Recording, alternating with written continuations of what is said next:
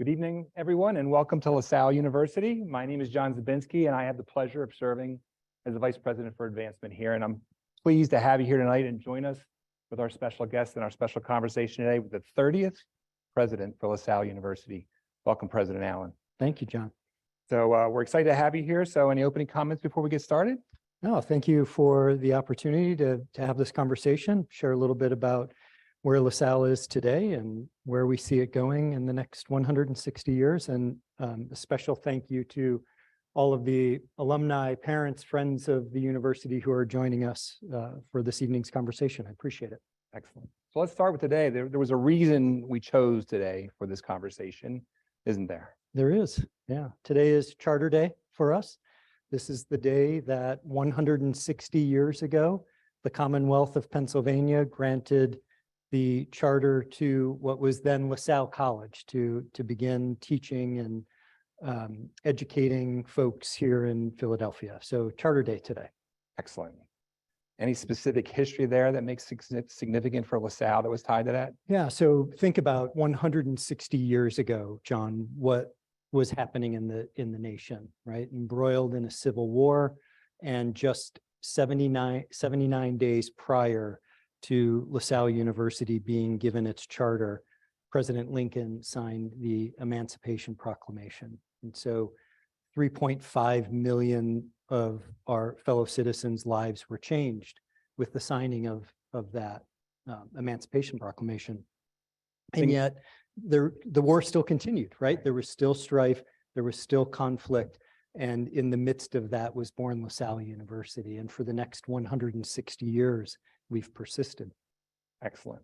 Well, let's fast forward 160 years, and April 18th, believe it or not, will mark the 1-year anniversary of your presidency here at LaSalle. So could you share with the room tonight your thoughts, observations, and things that you've learned in that time? Yeah, so in that time, I've had a chance to meet a number of folks, John. So students, especially faculty, staff, but importantly for this evening's conversation, our alumni, and have been able to travel across the country and meet with alumni individually, meet with alumni in groups. And what stands out for me is the passion and the commitment that our alums have for this university and the pride that they have in this university that is matched only, let me say, by the pride that we have in them and the unbelievable things that our alumni have achieved professionally and personally. So it's really been uplifting for me to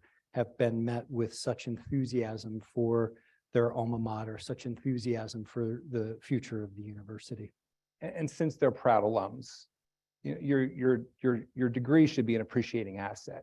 Could you share with the group? I know there are third parties and there are other agencies, but could you let them help them understand what their LaSalle degree means to them and to their current students that are here? Yeah, I think that's one of our most important responsibilities is, in addition to the students who are here now and the quality of the education that we provide to the students we serve now, it's our responsibility to increase the value of the degree that our alums have earned year over year. The value of that degree should increase. And so we're really proud that Georgetown University has completed a study just recently that ranks LaSalle University in the top 7% of all colleges and universities. And there are more than 4,000 or so colleges and universities in the United States.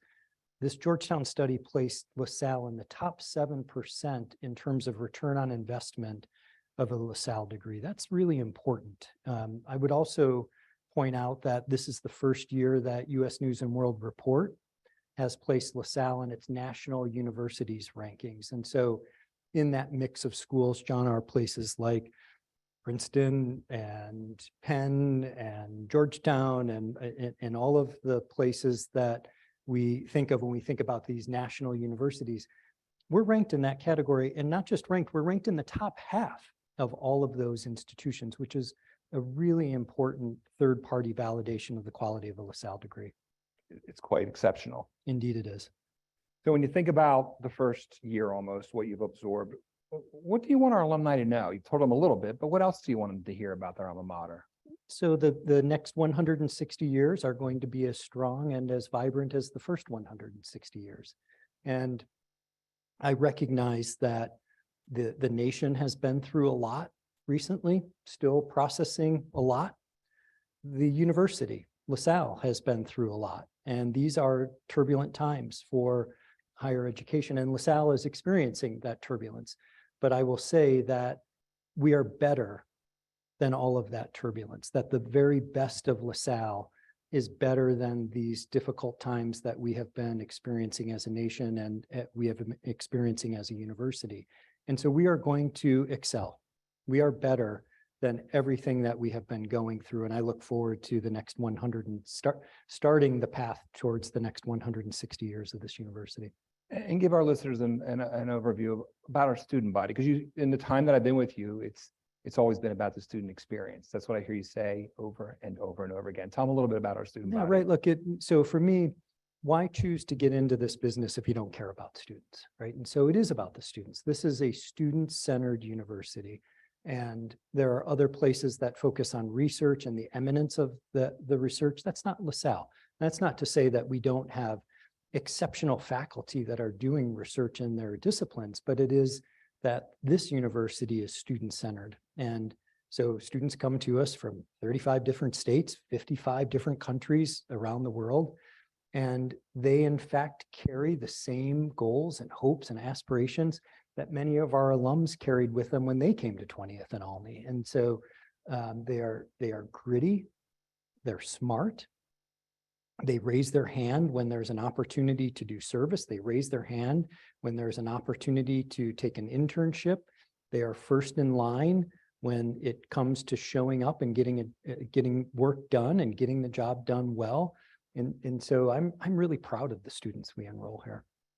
I'm going to turn the mirror on you a little bit, and your wife and Teresa, you've been in the area for about a year now. So yeah, for the alums that haven't met you or our friends, could you share a little bit about yourself? Yeah, sure. Yeah, and I recognize first for many, this may be the first opportunity that I've had to talk a little bit about myself personally. So Teresa and I were married in 1993. We have 3 children. They're grown up. One is a senior in college, but I consider him a grown up nonetheless. There are days where he's not as grown up as I would like him to be. Our middle child, our daughter, lives in Manhattan, so she's a train ride away, which she loves. Our oldest daughter lives outside of Chicago, is engaged to be married this summer. And as you said, we just moved to Philadelphia about a year ago. Have had no other family in this part of the country other than our daughter, who was living in Manhattan. No friends in this part of the country. Our first time being in Philadelphia was when I came here in April, and we absolutely love it. But Philadelphia has embraced us in ways that we couldn't have imagined. Well, tell the city that, because we get a bad rap sometimes. Yeah, and it shouldn't. It's a great city. Yep. We really love it. The culture, the people, the sports teams, we just really love being Philadelphians. Well, good. Welcome. Thank you. Let's segue a little more about recent developments, and let's start with enrollment and the news that's been happening there. This year, our first year class, 13% larger than the previous years. That's the first time since 2018 that we had an increase in our first year class, which is really an important sign for LaSalle, given the environment that we're in higher education. And so I would imagine for most of our listeners participating, it's not a surprise that there is a demographic cliff that we're all facing, particularly in this part of the country as well as in the Midwest. And so for LaSalle to achieve an increase in enrollment in its first year class, when we know that the market is shrinking, is really impressive. And we're not hitting that cliff to 2025. So that's a really important point about getting in front of that. That's right. The momentum leading into what will Exactly. be the drop off in that cliff is terribly important. And you've been here less than a year, but you've had success raising money. You want to share a little there? Yeah, not me exclusively, of course, right? There are a lot of people Leadership matters. involved. And so many people have helped, from our own advancement colleagues, as well as a number of volunteers who are out there raising money, including on the Board of Trustees. But yes, we've been successful this year. In fact, about a quarter to go in the fiscal year, we've raised more money to date than we had at the end of the previous 2 fiscal years. So it really speaks to the generosity of the community and stepping forward to help our students. I think an important thing for what we do is looking at professional outcomes and job readiness. So could you share with some of our listeners some of the things you're doing there and what we're doing with regards to that? Yeah, so what we hear often, John, from prospective students and their families, will I get a job with this degree? What opportunities are there in this industry or that industry when I leave LaSalle? And I'm really proud to point out that in many of our disciplines, but notably in accounting and business, the MBA program, for example, has a 100% placement. Our nursing students are getting jobs at nearly a 100% rate these days, which was sort of a turnaround coming out of the pandemic when it was really difficult to staff many of the hospitals given what was happening. But our nurses are nearly 100% placement rate as well. And so I think, again, it just is a testament to what these industries are seeing in LaSalle students, that so many of our students are getting jobs immediately after graduation. And I think an important part about LaSalle, which I really enjoy seeing here, is our commitment to our veterans and our active duty military. Indeed, right. So we're a veteran-friendly institution, and this year, again, to third-party validation, we have increased in terms of what U.S. News and World Report and other third parties recognize in terms of the accommodations that we make and the outreach that we have made to our veterans communities. So some of the cores we talk about, and I've heard you speak passionately about it, about what we're trying to prepare our students for through their education experience here. Could you talk a little bit about that? So one of the things that I'm becoming increasingly concerned about, John, in terms of higher education is its responsibility to society, its responsibility to democracy, in terms of the ability of young people to engage in serious, rigorous civil debate and discourse. And so what I'm hopeful for is that LaSalle will be known for producing graduates who have the ability, have what I like to call sharp intellectual elbows, to participate in rigorous debate in a civil way, right? That's sorely lacking in society today. And it's the ability to, as I like to say, take two opposing ideas, two opposing concepts, each with an equal amount of truth, and hold those in tension, right? And I may agree with one, but I'm interested in understanding what the other is all about. I'm able to take these two concepts and put forward an argument on behalf of each one. Even though I may agree more with one than the other, it's that ability to hold those things in tension, as I said, with sharp intellectual elbows, and participate in civil, rigorous discourse about those two competing ideas. And so that's what I'm hopeful for, that LaSalle is known for graduating that type of student. And I think the second part of that I've enjoyed listening to you about is, one is how you want them to think creatively, solve problems, engage, and get them ready for the workforce. So you've talked a lot about that. Yeah. Talk a little bit about how you position them for success and what are the resources we can do to help them with that. Yeah, so we are going to be a university that is grounded in the liberal arts. And so the student that I just described, who is able to hold those two competing truths in tension, is a student who will receive an education that's grounded in the liberal arts. So what do I mean by that? So, there are a lot of things that come to mind when folks hear the words liberal arts or liberal arts college, right? So let me talk a little bit about that. That means that it's a student who has been trained to think critically, to write well, to argue cogently, right? That's what I mean about a liberally trained mind, or a student trained in a curriculum that's grounded in the liberal arts. However, we know that today we have to draw a clear line between those disciplines and careers. And so one of the responsibilities that we take quite seriously is helping our students align with industries and align with fast-growing careers, particularly in the form of internships, particularly in the form of creating academic programs that are meeting the needs of in-demand careers and growing industries. And emerging careers. Without doubt, right? But entering those industries and those careers with an education that's grounded in the liberal arts. Excellent, thank you. So in October, in your inaugural address, you outlined what you saw as your bright future for LaSalle. Could you share some of that with our listeners tonight? Yeah, a handful of pillars are making up or supporting that bright future. And so first and foremost, it is the academic programs and the quality and the rigor of those academic programs. So we should make no mistake about the point that we are called to be university first, particularly in the Catholic Church, right? So if you think about the various services and ministries of the Catholic Church, what the Catholic Church wants of its universities is to be just that, universities. They have ministries that provide healthcare. They have ministries that provide social services. That's not us. We are university first, and accordingly, our academic programs need to be of the highest quality, and they must be rigorous enough to provide that pathway that we were talking about for students to get into the in-demand industries and careers. So that's first and foremost.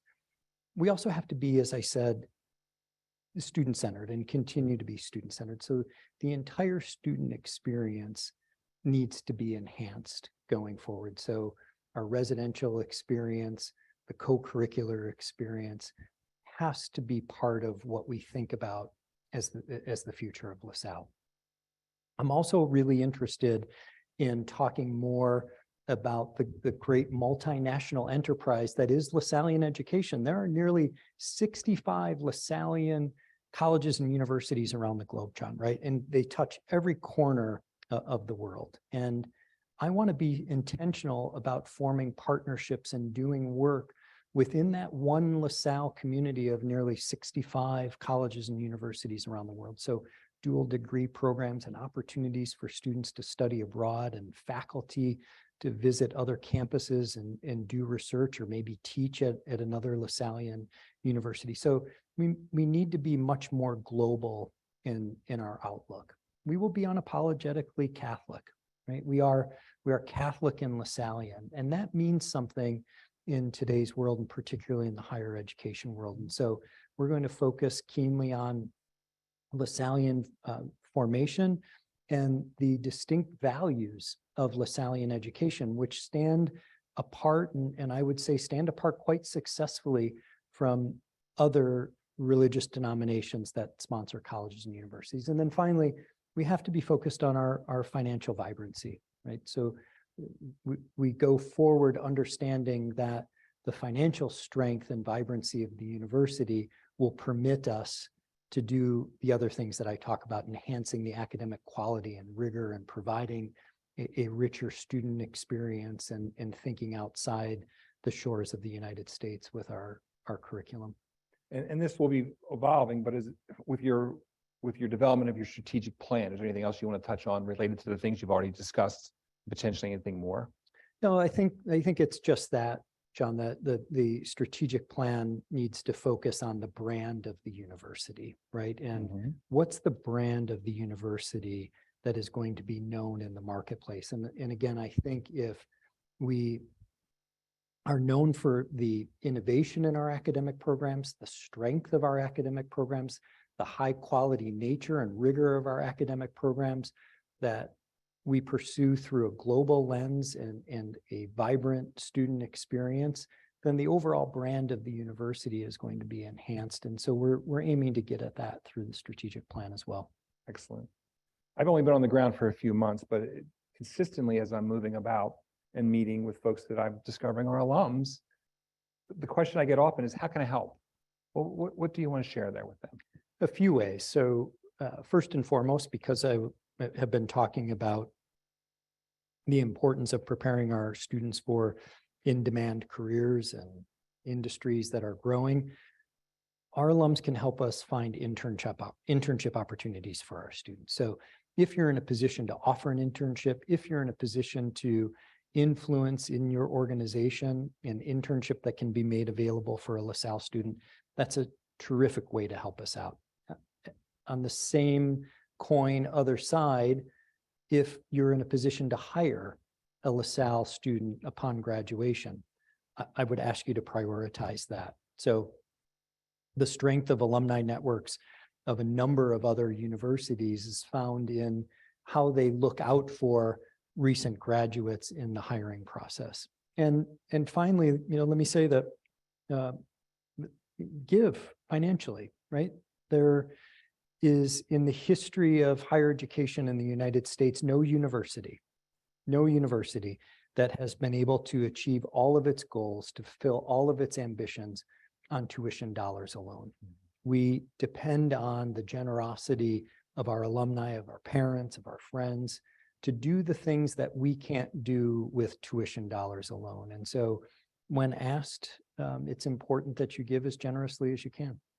And you put a pretty bold challenge out there in your inauguration. So, I mean, I'm sure by this point, all of our listeners have heard about the Charter Challenge, but why don't you talk about your bold? In case they haven't. In case So let they me talk about that. So at my inauguration, I announced a one-year fundraising initiative to raise $10 million by the end of this academic year. And let me say that's $10 million in cash in the door. These are not inclusive. These $10 million are not inclusive of pledges or other types of giving. So it's $10 million in cash gifts that will enhance the student experience. And we are at about $6.7 million collected, about a quarter of the way to go this academic year. And I'm sure we'll talk about this, a big day tomorrow with our day of giving, that I know we will move ever closer to hitting that $10 million target. Exactly.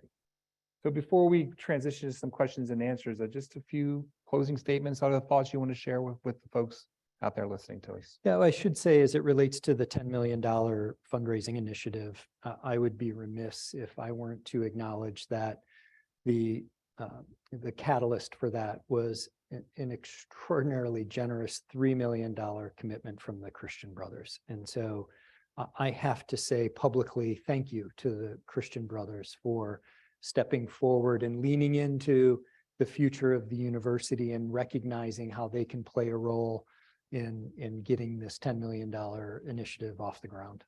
You've inspired them. I'm going to put you on the spot here. You don't know this, but we just got notification that they're going to make a $10,000 gift tomorrow. Is that right? Is that right? So, that's, he didn't know that. I did not. I did not know that. That's terrific. Thank you. So, and I think, the other thing we can stress on is that, people can advocate. It doesn't all about money, but, help influence students look at LaSalle.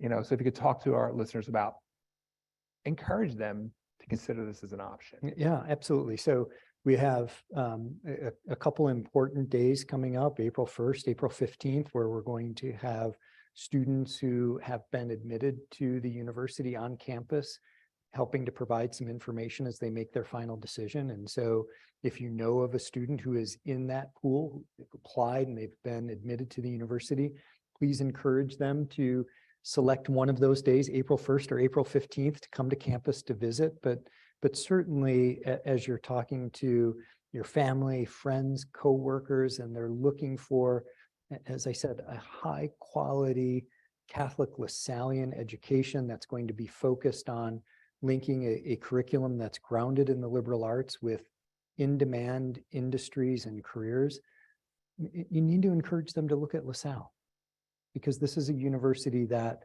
is going to make a difference, a transformational difference in the lives of its students. And it's really important that you encourage them to come and have a look. Agreed.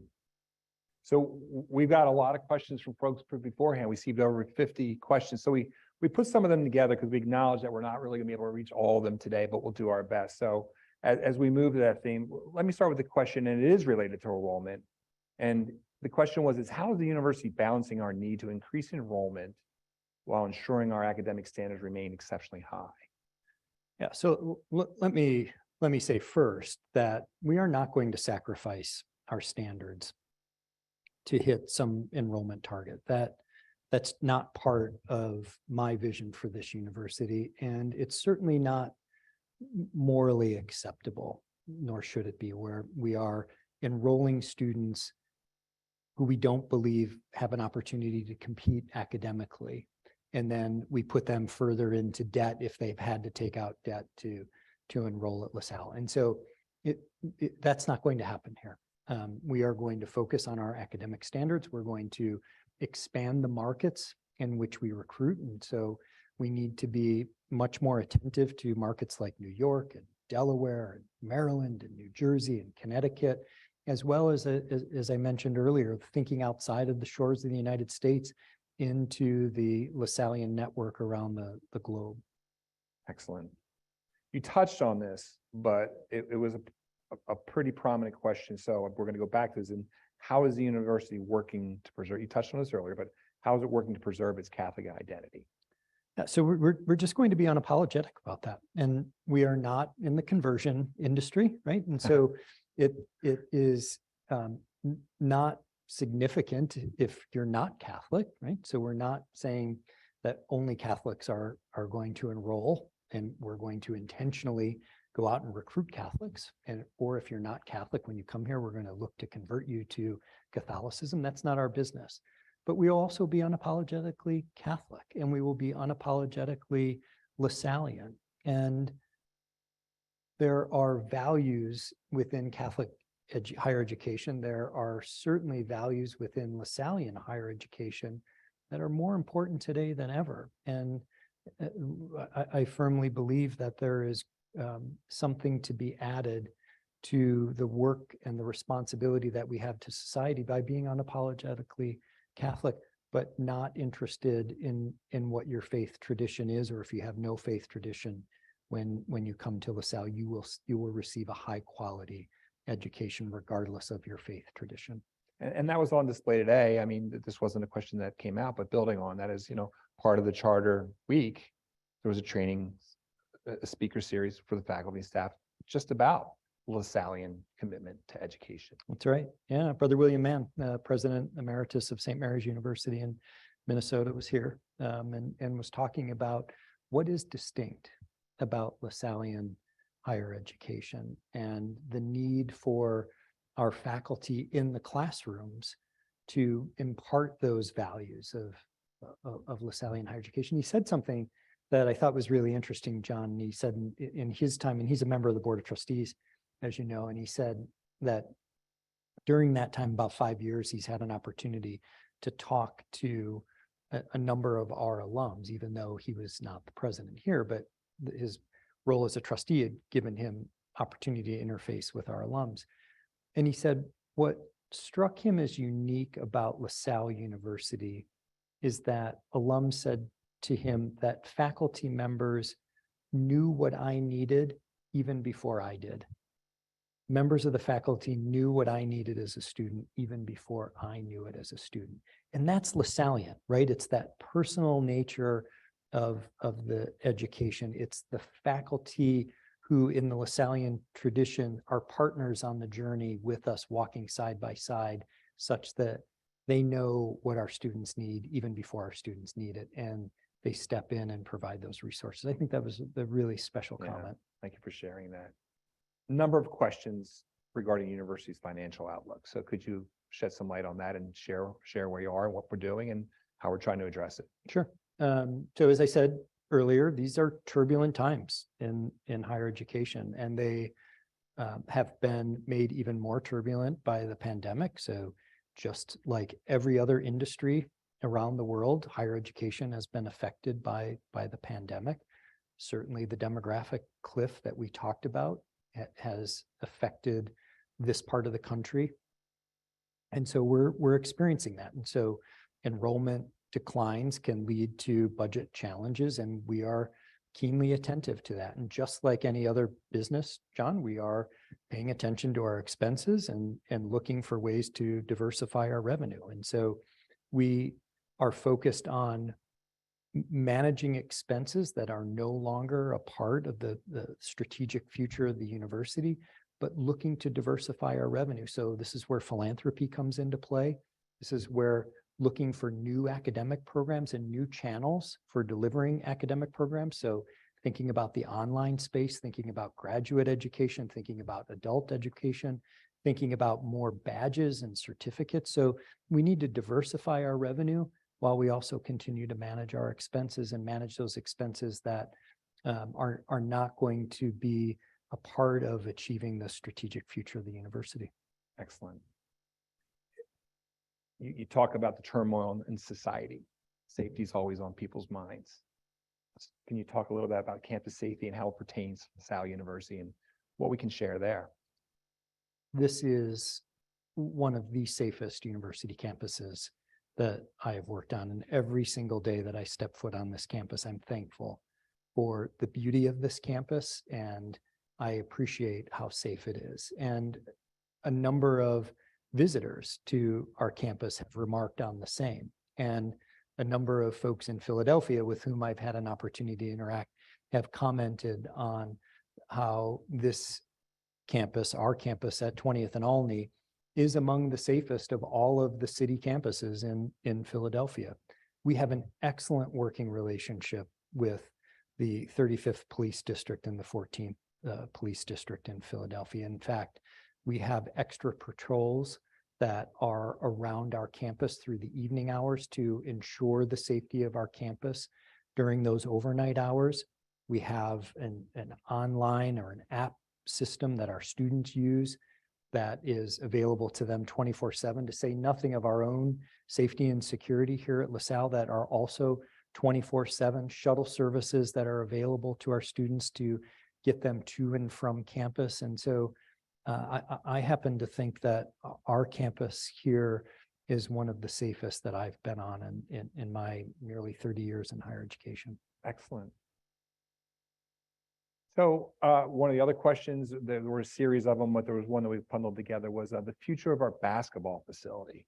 Could you provide an update on the Gola Arena and True Market Financial Does Center? basketball matters? Do people care about I think basketball? so. I think Do they Big really? Five I still don't know why I alive. keep getting questions about Just basketball. see what they say, the Big Five. So Big Five still matters? City Got it. Six. Yeah, look, I have said from the time that I was named president of LaSalle, I'm a college basketball fan. I played college basketball, although not at this level. I was not good enough to play at this level. I played college basketball. I love college basketball. This is one of one of my favorite times of the year, and that of my family, where we're kind of going back and forth about games that are happening during March Madness. And so I recognize the importance of college basketball. I recognize the rich tradition and legacy of basketball here at LaSalle. The facilities that we have need to match that rich tradition, and they need to match our ambitions for the basketball program. And so we're committed to the project that has been talked about for years and years and years, and that is a significant renovation of Gola Arena. We're planning to begin that project this fall. We are working with architects now, we're working with engineers now, and we know that, as I said, in order to match the history of basketball at LaSalle and match what we expect for and the goals that we have for the basketball program, we have to have a facility that meets those needs, and the extent to which we can increase our fundraising for that is the extent to which we're going to have a really robust facility. This, recognizing we have limited budget resources and we're directing as many of those resources to our students, this project is entirely funded through philanthropy. And so we're aggressively out seeking funds to ensure that this project gets done the right way. Another question that came up just now was, in addition to that, could you tell us about any other projects, because of your commitment to student experience, that you could possibly share or is on the horizon? Yeah, so related to the arena project, John, is a health, wellness, and fitness facility that we're planning for our students. And so we were the recipient this fall of a $3.5 million grant from the Commonwealth of Pennsylvania that we are going to direct to the construction of that facility. And so it goes without saying that certainly the mental wellness and the mental health needs of our young people today have increased during the pandemic, but our young people, unlike maybe when you and I were college students, are paying much closer attention to the entire spectrum of health and wellness needs that they have. And we need a facility to meet those demands. And so we will begin looking at, again, architects and engineers to construct a new health, wellness, and fitness facility for our students. But importantly, because we're partnering with the Commonwealth of Pennsylvania on this, we're looking for opportunities to also make spaces available in that facility for the neighborhood. So you could imagine something like our nursing students doing blood pressure screening and things of that nature in that facility. So it will be a health and wellness facility that will be made available to the neighborhood as well. Excellent. And just so you know, folks, there's a Q&A function in the Zoom, which is where I'm getting these questions. So if you have any other questions, please submit them. There's two that I see here. So I'll first go because you mentioned nursing, but one of the questions is there any type of collaborations or initiatives that you'd like to share that are going to improve the student experience on the academic side? Yeah, so a couple that come to mind straight away. We've got a couple new programs that we have launched with Penn recently that provide pathways to degrees at Penn that we don't offer at LaSalle. So we want to continue doing more and more of that. We're in the process of exploring an MBA in healthcare management that is something that would be done in partnership with other healthcare providers in the region. We're looking at an opportunity to add a concentration in medical device sales that would be, again, in collaboration with industry in the area. And so the more and more that we can look to industry partners or other academic partners to provide these experiences for our students that we don't have currently is what we want to focus on going forward. And I'll actually ask a question because it didn't exist when you and I went to college, but you mentioned the idea of certificates or bundling. So, just for the sake, so people understand, because that's a big difference in higher ed now about unpacking how we deliver this. Absolutely. So we're in conversation with a number of different industry partners that are telling us, we don't need future employers who need a whole new degree, right? There's a certain skill set that they need. They already have what we need essentially, but there are some marginal skills that we need to add. And can we work with you to develop a 4-course or a 5-course sequence that would lead to a certificate that validates the set of skills that we need? And so it's a really terrific opportunity for us, again, to be industry aligned and to provide our students with the training that they need to be available to in-demand careers through these certificates and badges, another way to think about it. Excellent. I appreciate this question. So someone had asked, there was a mention of Day of Giving tomorrow. Could you elaborate a little bit more about what that is? Yeah, so 24 hours. So thank you. So over the course of 24 hours, we're endeavoring to raise $1 million during that time period. I like to think of this from two different perspectives. One is it's certainly about the amount of money that we're able to generate, in this case, again, for our students during that 24-hour time period. It's just as important that during those 24 hours, there's a lot of enthusiasm. There's a lot of social media chatter. There are pictures. There are, I made my gift, you make your gift kind of. So it really is a time to rally the greater, wider LaSalle community around what we need to do for our students.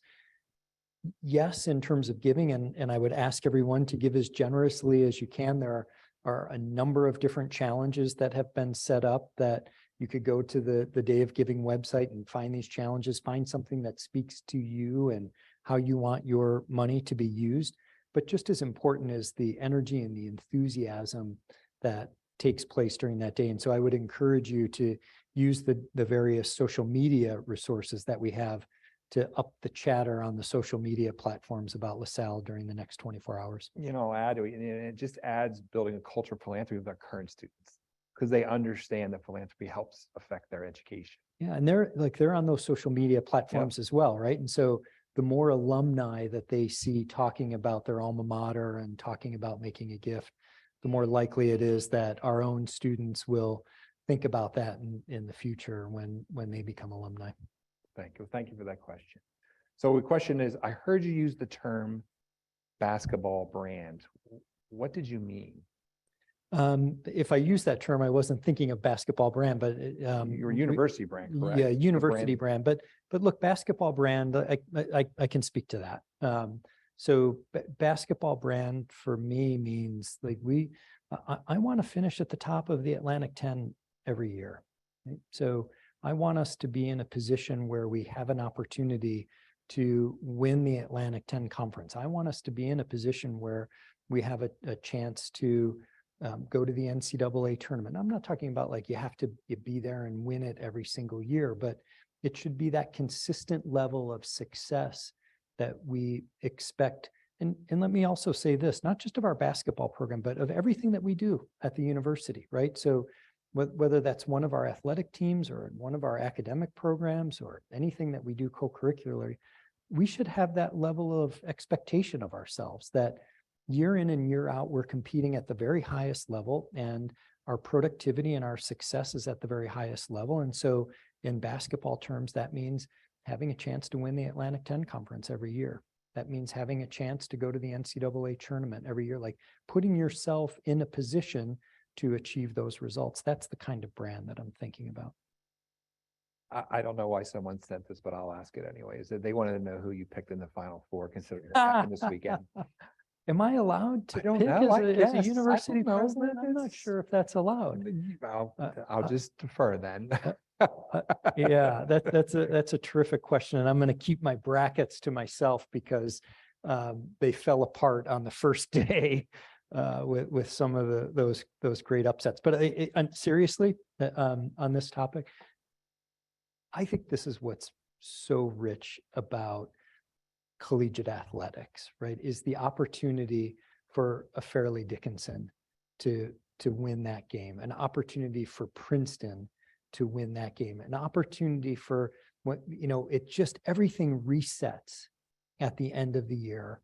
And for one night, one day, one game, everybody's got an opportunity to win. And so I hope that that's the future of collegiate athletics in the country, because that's what makes it so special, is that just for that one moment, everything has a chance to reset and you have a go at it and give it your best. I think that's really special. And I think, President Allen, you said it in the right order, collegiate athletes. I mean, we didn't talk about this earlier, but share with our alums about the performance of our students in the classroom, Yeah, particularly our student athletes. Yeah. So look, again, I competed at the Division III level. So the demands on my time, both as a student athlete and as an athlete in basketball, right, are nowhere near the types of time demands that our student athletes have. So it's the early mornings, it's the late nights, it's the extensive travel. And so they're doing an awful lot that I don't think people really recognize in terms of what happens when you're not seeing them in competition. And yet in the midst of all of that, we have one of the highest academic performance rates of all NCAA Division I athletics programs in the country. And so that's a real testament to a few things. It's the quality of student athletes we're recruiting. It's the emphasis that all of our head coaches place on them being student athletes and prioritizing what happens in the classroom for them. And it's a testament to the resources that this university provides to ensure that they are performing at the highest level that they can in the classroom. And so I'm really proud of not just how they perform as athletes in whatever competition on the field, in the pool, on the Schuylkill, on the court, on the pitch, whatever the case might be, but it's also most importantly, how successful they are in the classroom. Excellent.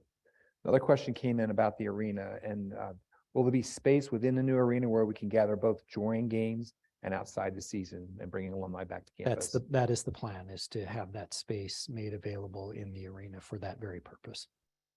Excellent. That's all the questions I have now, President Allen. So I didn't know if you want to make any closing comments before we wrap up tonight. No, I would just say again that this university's best days are ahead of it. And this university is better than any of the turbulence that it may have experienced in recent years. And we're going to excel. we will excel, and we're going to excel by working together, John, right? So there is nothing that I can do singularly as the president. There's nothing that we can do as a leadership team. There's nothing that the board alone can do. There's nothing that our faculty can do alone, our staff can do alone. It will be the collective effort of the entire LaSalle University community, students, faculty, staff, the board, alumni, parents, friends who will come together to chart the course for the next 160 years of this university.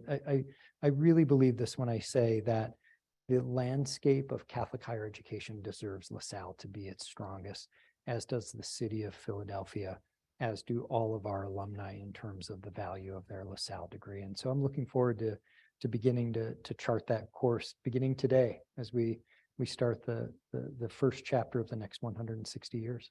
And I think this was a most appropriate day to have this conversation. And I think, the idea will be to do more, answer more questions, get more people engaged, get them excited.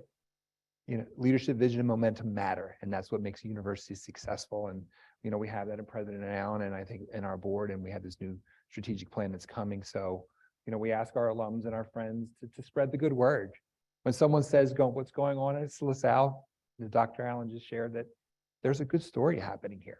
It's a great story. And how do we keep people abreast of that? So yeah, great thank story. you for your time tonight. We course. know you're busy, and we really appreciate having you here. And we appreciate all you that joined in, and we look forward to doing this again sometime Yeah, soon. let's do it again sometime real soon. I look Excellent. forward to it. Thank you, President Thank you. Allen. Thank you, everyone.